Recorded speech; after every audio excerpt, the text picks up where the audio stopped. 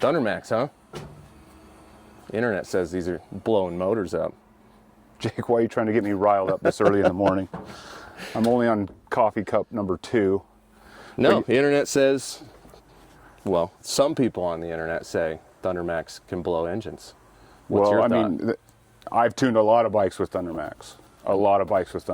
And never had any issues. You know, I've stated it in the past that, you know, what we're doing with these tuning devices is delivering the right amount of fuel and the right amount of spark at the correct time, and the Thundermax can do that. So if you think an ECM is going to blow your motor up, you can kick rocks.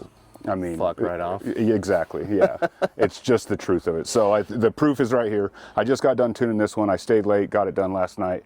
This has got, now this bike came in, it doesn't have the greatest combo of parts. The guy brought this stuff in. This exhaust is not very good. It's one of the, you know, I'll just go ahead and say it. It's a shark road.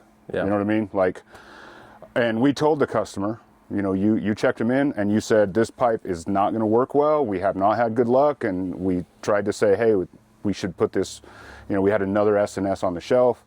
We tried to sell it to him and he declined.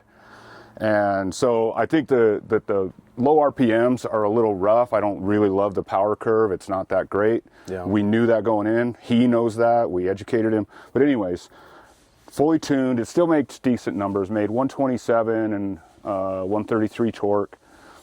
Fully tuned on Thundermax.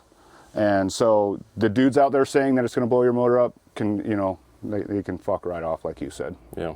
Yeah. Cool. So if you have any other questions, let me know. Give us a call, shoot us an email, drop some comments below. We'd love to hear your opinions.